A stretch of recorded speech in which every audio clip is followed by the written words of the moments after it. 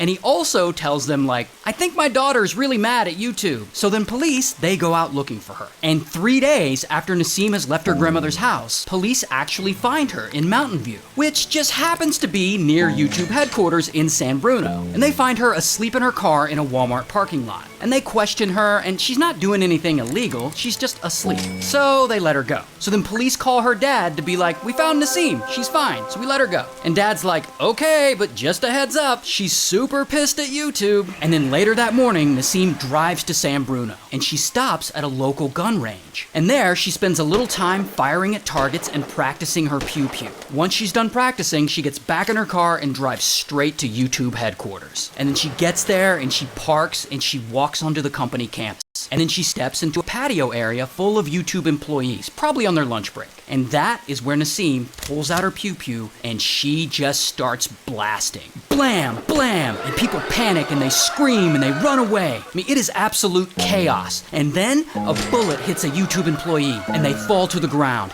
And then another employee is hit. and then another. Meanwhile, upstairs, other employees are looking out the window, and they see that there's an insane person outside shooting people. So they all hide in a conference room and they call 911. But Nasim, she just keeps shooting, and eventually she's out of ammo. So she reloads and she starts firing again. Now, I'm not sure if she realizes that there's no getting out of this, or if maybe she's just satisfied with the destruction she's caused. But eventually, she turns the pew-pew on herself, and she pulls the trigger and unalives herself, right there at YouTube headquarters. And by the time police show up, the chaos is over. Paramedics come and they take the 3 shooting victims away to the hospital, and one of them is in critical condition. But luckily, all 3 of the shooting victims survive, and they eventually made a full recovery. Wow, shout out to family-friendly content.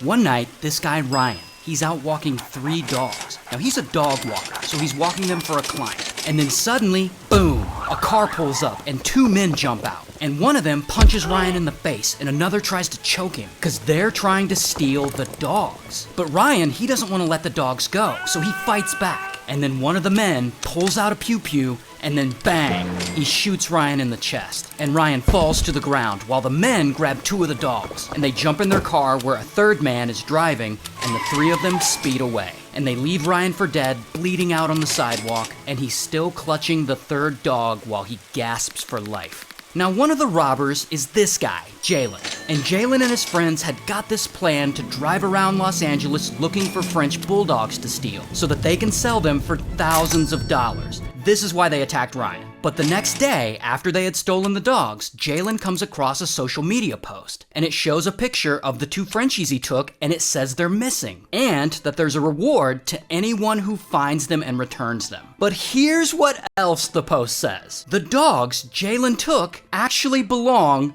to Lady Gaga. Not only that, the reward she's offering, $500,000. So Jalen's like, holy jackpot, I gotta get this reward money. Now, he can't return the dogs himself and collect the money. No, that would be too suspicious. So he goes and gets his dad involved. Now, his dad is also kind of a turd, and his name, and I'm not making this up, Lil Porky. Now, unfortunately, Lil Porky has a previous criminal record, so he can't return the dogs either. So they go and get someone who won't look suspicious. Lil Porky's girlfriend, this woman, McBride. So McBride plans to pretend that she found these dogs abandoned on the side of the road, and she's gonna return them and collect all that reward money. So then 2 days later, after the dog napping, one of them drops the dogs off at a random location, and they tie them to a street pole. Moments later, McBride just happens to be nearby and finds the dogs. Oh, what a coinkydink. She then gets the dogs and takes them to the police station and starts asking about that Lady Gaga reward money. And now police, they immediately get suspicious. And they check the surveillance footage of the area where McBride said she found the dogs. And on the footage, they see a car pull up and someone gets out and ties the dogs to a pole. So police, they run the plate on this car and they find that the car is connected to a man named Harold White,